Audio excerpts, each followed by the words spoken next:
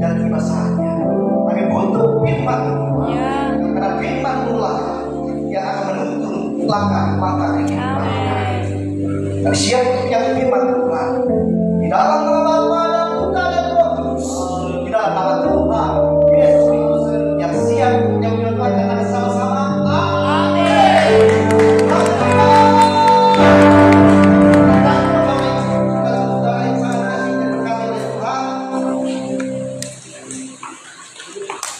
Hari ini kita sungguh begitu luar biasa. Bagaimana kami pujian, pemain musik, aku menghadirkan saudara kami. Semua mendapatkan Tuhan. Semua mendapatkan pengurapan yang daripada Tuhan. Kita masih mengharapkan Tuhan. Amin. Hari ini kita akan belajar secara bersama-sama tentang kebenaran firman Tuhan. Dan teks firman Tuhan yang saya bagikan, saya beri judul yaitu Be Strong in the Lord, yang artinya adalah menjadi kuat di dalam Tuhan. Amin.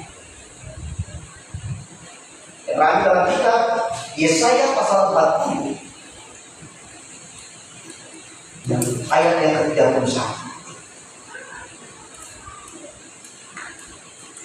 Untuk menghormati kebenaran firman Tuhan, saya mengajak Bapak Ibu serta seluruh jemaat pemulihan untuk bangkit berdiri membaca kebenaran firman Tuhan yang terambil dalam kitab Yesaya pasal 40 ayat yang ke-31. Pada hitungan yang ketiga kita sama-sama serentak mengucapkan kebenaran firman Tuhan. 1, 2, 3. Tetapi orang yang menyenangkan Tuhan dapat kekuatan baru. Mereka semua membaca dan kekuatan sayapnya. Mereka berlari dan tidak disusu. Mereka berjalan dan tidak menjadi lelah. Amin. Sampai di sini kita Tuhan silakan dulu. Kapot leha Adonai Elohim kapot leha. Segala kemuliaan hanya bagi Tuhan. Kemuliaan hanya bagi. Bapak Ibu serta jemaat yang sangat kasih dan berkati oleh Tuhan, menjadi kuat adalah suatu kebutuhan yang harus dimiliki oleh setiap insan umat manusia. Menjadi kuat adalah suatu kebutuhan yang harus dimiliki oleh setiap insan manusia tanpa terkecuali. Kata itu baik orang percaya maupun orang yang belum percaya kepada Tuhan.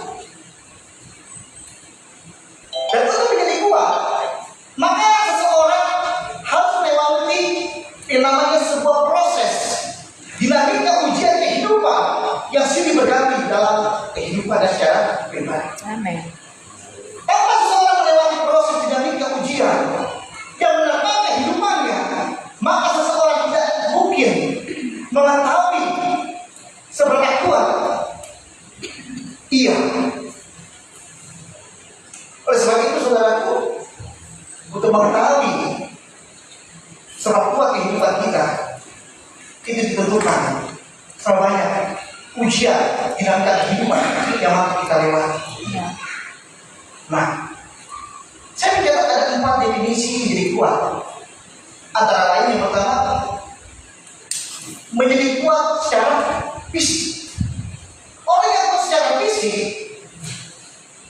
mereka cenderung saudaraku sanggup untuk menahan setiap ancaman, entah itu berupa virus ataupun sakit penyakit yang menyerang tubuhnya.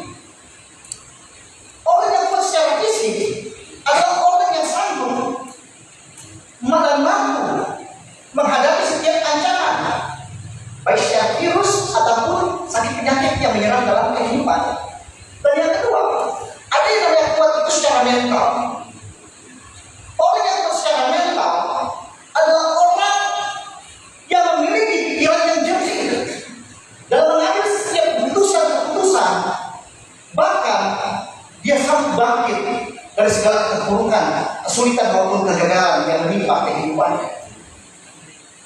Yang ketiga, ada yang namanya kuat secara finansial. Orang yang kuat secara finansial, mereka adalah orang-orang yang tidak akan mudah ditaklukkan oleh berbagai macam permasalahan yang mendasar dalam kehidupan orang tersebut. Seperti itu namanya sandang pangan dan pakan. dan yang keempat yang tidak kalah penting, daripada ketiga ini adalah orang yang kuat secara spiritual. Saudara, orang yang kuat secara spiritual adalah orang yang mampu menaklukkan setiap pergumulan dimensi yang terjadi dalam kehidupannya, baik secara formal maupun supranatural. Jadi saudaraku, ini adalah 4 bagian definisi seseorang menjadi kuat, yang dimana setiap kita sebagai anak Tuhan setidaknya kita memiliki satu bagian dari antara 4 poin ini, saudara. Mengapa saya katakan demikian? Kalau kita tidak memiliki salah satu daripada 4 definisi menjadi kuat, maka konsekuensi yang akan kita hadapi adalah kita akan mudah menjadi rapuh, kita akan mudah menjadi kritik, kerendahan diri, kita akan mudah memiliki keputusasaan ketika menghadapi setiap tantangan yang datang di depan mata kita. Sebab itu Bapak Ibu saudara yang sangat dikasihi dan diberkati oleh Tuhan,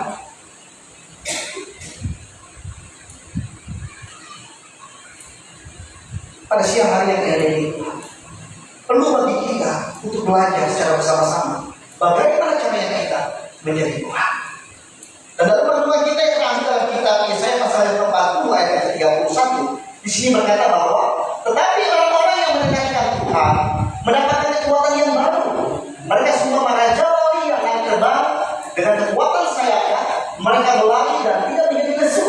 Mereka berjalan dan tidak menjadi lelah. Kita dapat menyimpulkan dari keberadaan Tuhan ini bagaimana kita caranya menjadi kuat. Dan ternyata melalui Yesaya pasal 40 ayat 31 mengajarkan kita menjadi kuat bila mana kita menjadi orang yang selalu menanti-nantikan Tuhan.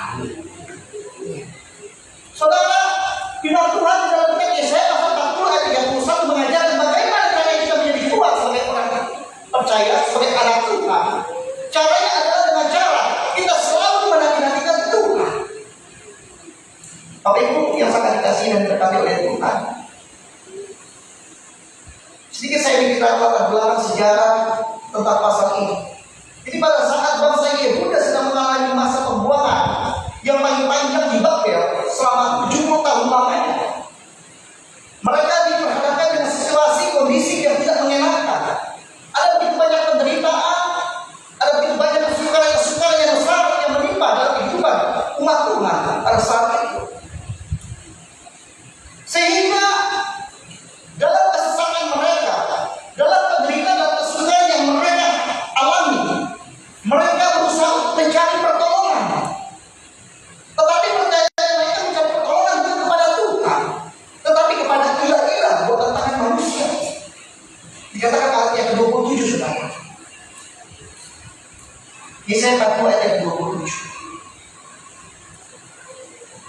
Hatiku tersembunyi dari Tuhan, dan aku tidak diperhatikan Allahku.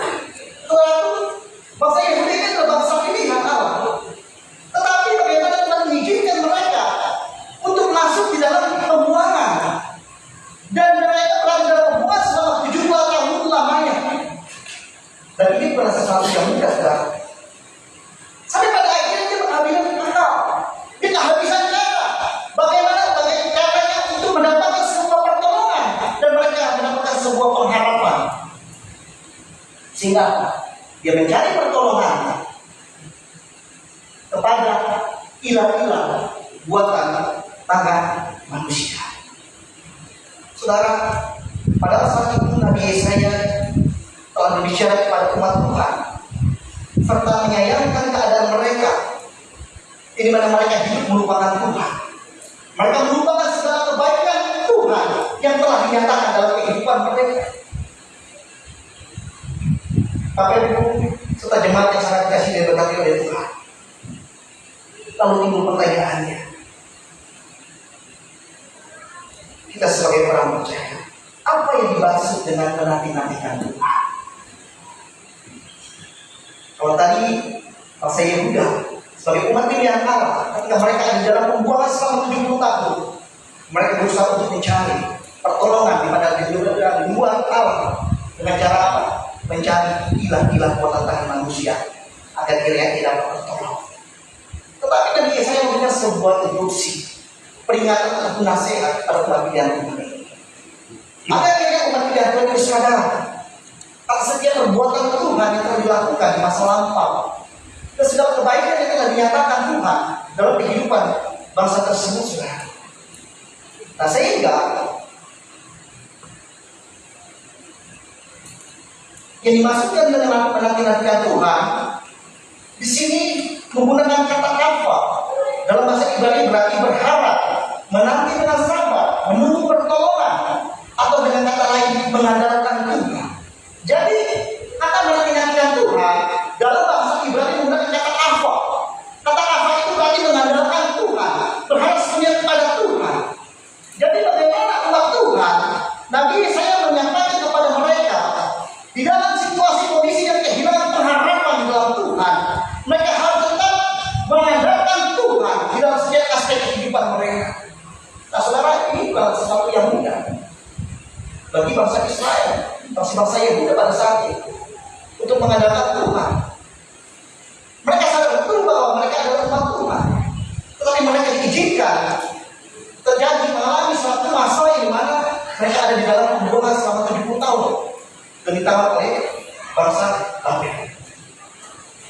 Dan ketika Nabi Yesaya mengingatkan hal ini, dan pada saat itu, saudara, apa yang terjadi?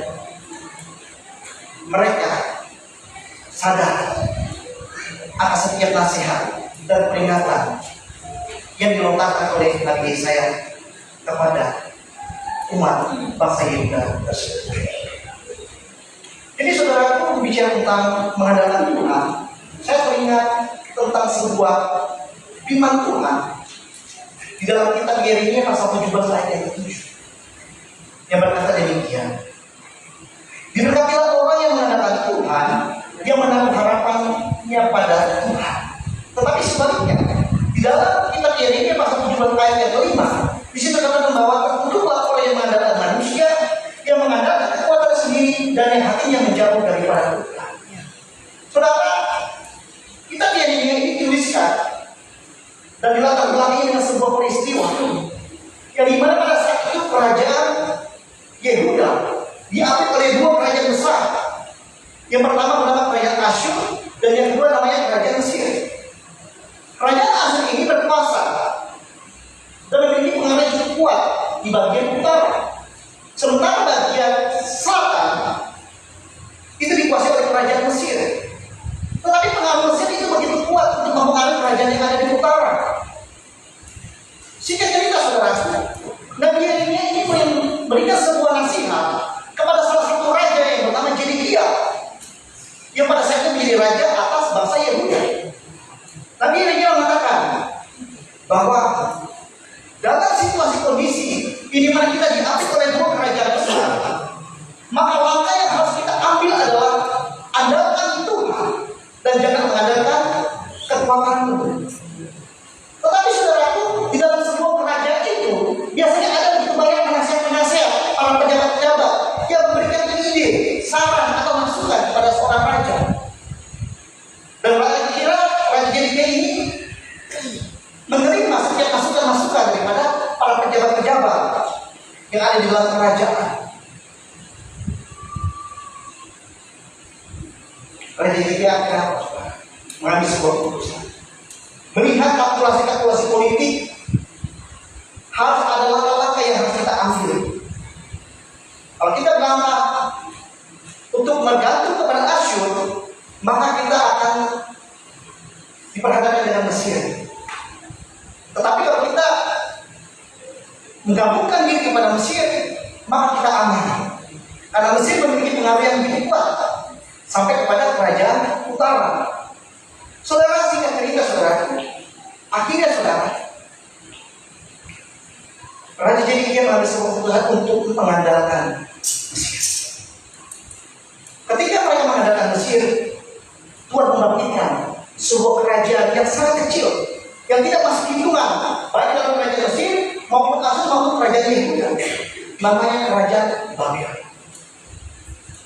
Singkat cerita,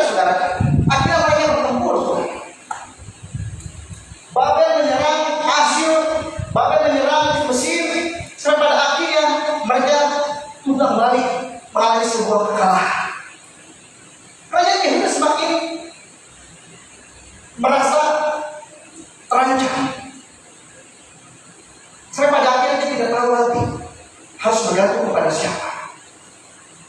Tetapi Nabi Yeremia mengatakan, untuk mengatasi permasalahan ini, kita tidak boleh bergantung kepada Mesir, kita tidak boleh bergantung kepada Asyur, dan kita tidak boleh bergantung kepada Babel. Tapi satu-satunya yang harus kita gantungkan kehidupan kita hanya kepada Tuhan.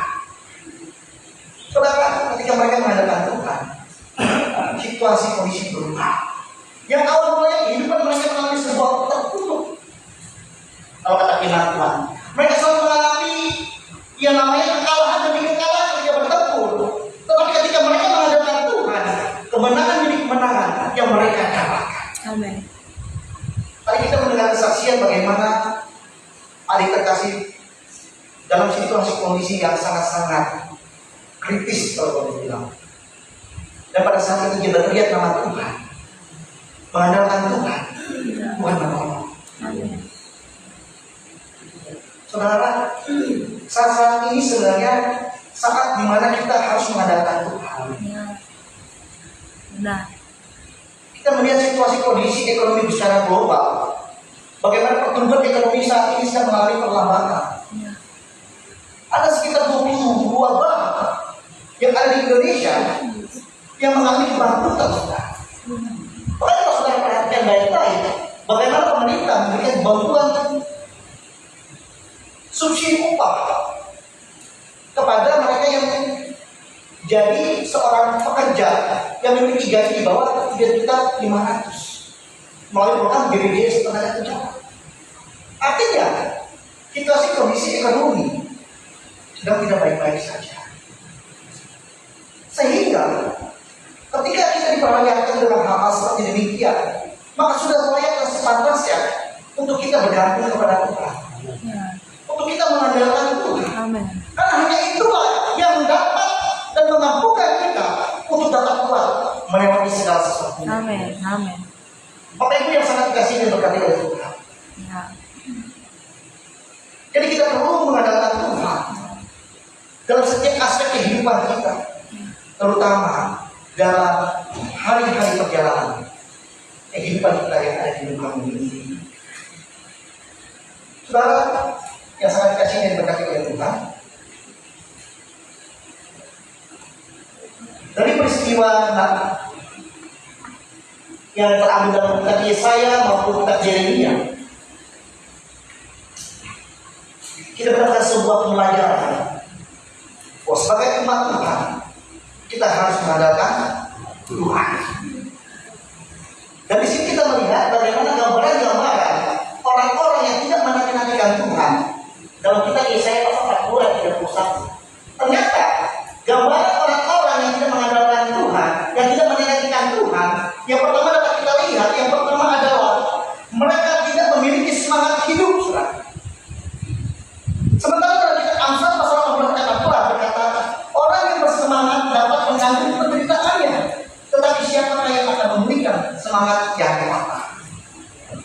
Jadi gambaran orang-orang yang tidak menantikan Tuhan, yang tidak mengandalkan Tuhan, mereka tidak memiliki semangat untuk hidup. Yang kedua, mereka tidak berdaya. Jadi orang-orang yang tidak menantikan Tuhan, orang-orang yang tidak mengandalkan Tuhan, mereka akan ada masanya di mana mereka tidak akan berdaya. Ya. Dan mereka akan menyerah menghadapi keadaan. Ya. Saudara, kalau kita boleh belajar tentang beberapa firman Tuhan dari sebuah kisah yang bernama Bartimeus, seorang buta. Bartimeus adalah seorang buta, di mana karena dia memiliki kekurangan, keterbatasan di dalam tubuh jasmani mereka. Akhirnya apa? Dia berusaha untuk memiliki semangat hidup yang tidak pernah menyerah. Dia tetap bekerja, dia tetap efektif, produktif dalam melakukan aktivitas kehidupan hari-hari. Yaitu dengan cara apa? Mengemis. Karena tidak ada pekerjaan lain yang bisa dilakukan oleh Bartimeus. Saya mengemis. Saudara bayangkan, orang yang memiliki keterbatasan saja, ketika dia sadar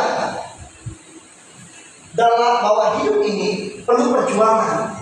Dia berjuang untuk memenuhi kebutuhan hari-hari dengan cara apa? Selanjutnya, ciri-ciri gambaran orang-orang yang tidak mengandalkan Tuhan yaitu mudah lelah dan lesu. Orang yang mudah lelah dan lesu adalah orang-orang yang kehilangan pengharapan. Oleh sebab itu Tuhan Yesus katakan, marilah kepada semua yang letih lesu dan beban berat, aku akan memberikan kelegaan. Jadi saudara, ada tiga ciri-ciri orang-orang yang tidak menantikan Tuhan. Yang pertama yaitu tidak memiliki semangat. Yang kedua yaitu tidak berdaya. Yang ketiga yaitu mudah lelah dan lesu. Saudara Bapak Ibu yang sangat kasih dan dikasihi oleh Tuhan. Jadi inilah gambaran orang-orang yang tidak menantikan Tuhan. Lalu bagaimana dengan gambaran orang-orang yang tidak menantikan Tuhan?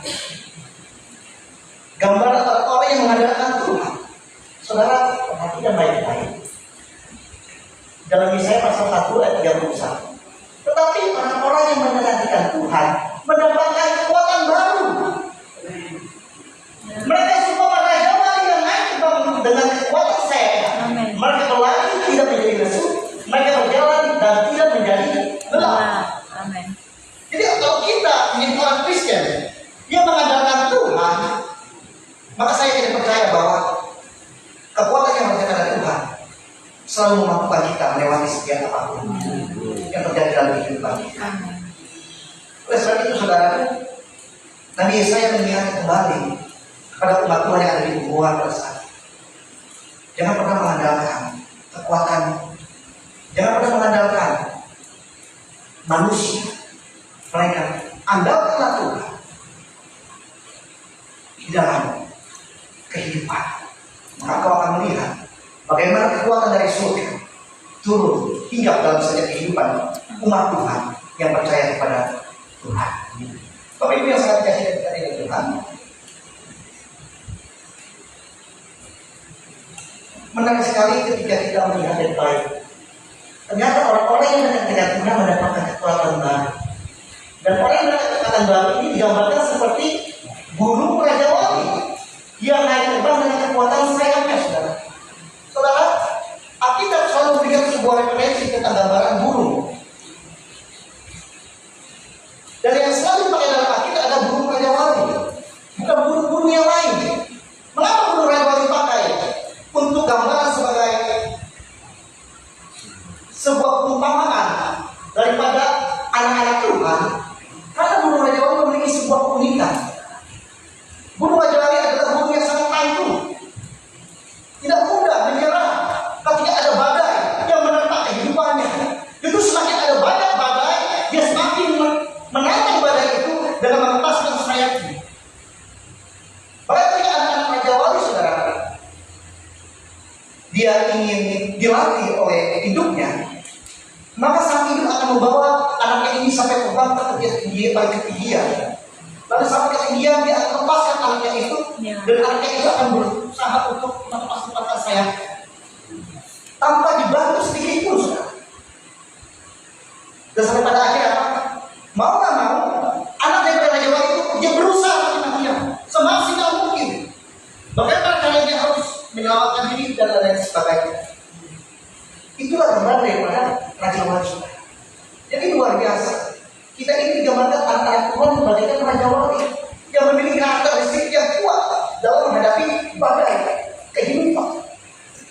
Kehidupan ini tidak pernah tertutup dari badai, persoalan. Kalau kita tidak kuat, saudara, apa jadinya? Apabila Tuhan mengingatkan kita bahwa untuk menjadi kuat, maka kita harus mendekati Tuhan. Kita harus mengandalkan Tuhan. Nah, dengan mengandalkan Tuhan, maka kekuatan Tuhan akan bertransformasi di dalam setiap kehidupan kita. Saudara, sudah gak jangan kita mengandalkan kekuatan kita. Kita mengandalkan manusia. Karena hal ini adalah bertentangan dengan kebenaran firman Tuhan. Firman Tuhan berkata, terkutuk. Oleh sebab itu, mari kita kembali pada kebenaran firman Tuhan dalam setiap menghadapi ujian, yang datang dalam kehidupan kita. Kita harus mengandalkan Tuhan dan menandalkan Tuhan. Sampai pada akhir kita akan melihat bagaimana pertolongan Tuhan Amin. selalu tepat pada Tuhan. Amin. Amin. Benar. Ya, Tuhan Yesus memberkati penampilan Tuhan pada hari ini. Saya untuk pemain musik naik ke atas.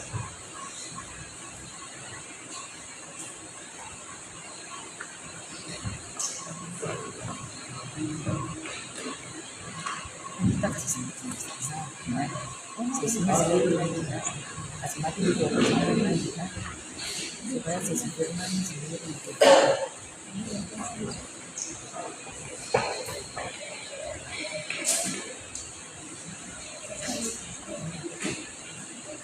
Saya mengundang bagi setiap jemaat Tuhan yang saat ini berulang tahun atau di sepanjang minggu berjalan berulang tahun, dan saya juga mengundang setiap anak-anak sekolah itu untuk maju ke depan untuk didoakan oleh hamba Tuhan.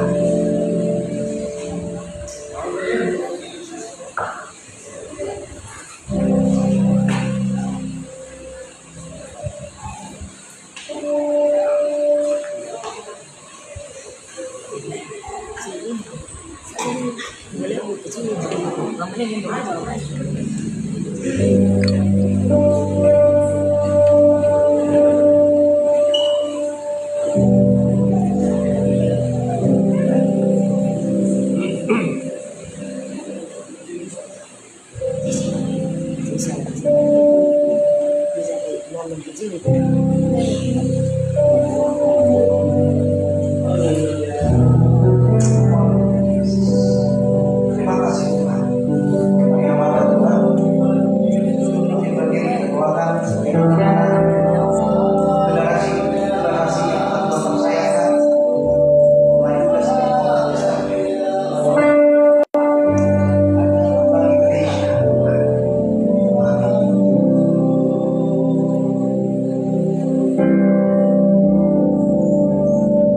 Bapak di dalam surga, Bapak yang habis sebagai orang Tuhan Yesus, dan para pembangun, ada anak-anak sekolah muda dan remaja, di mana kami akan senantiasa mendoakan mereka agar kiranya mereka menjadi anak yang takut akan Tuhan, anak yang berbakti kepada orang tua, bahkan lebih lagi anak yang memiliki masa depan dalam Tuhan. Kamu bungkus dalam setiap kehidupannya, dalam setiap perjalanan kehidupannya, dalam perjalanan pertumbuhannya. Bila mereka boleh bertumbuh di dalam penerapan agama, bila mereka boleh melihat bagaimana campur tangan Tuhan begitu sempurna atas kehidupan mereka di bawah pada akhirnya dia bersuka karena Tuhan memberikan masa depan yang kau berkati dalam setiap studinya, dalam pendidikannya, kepada yang kecerdasan,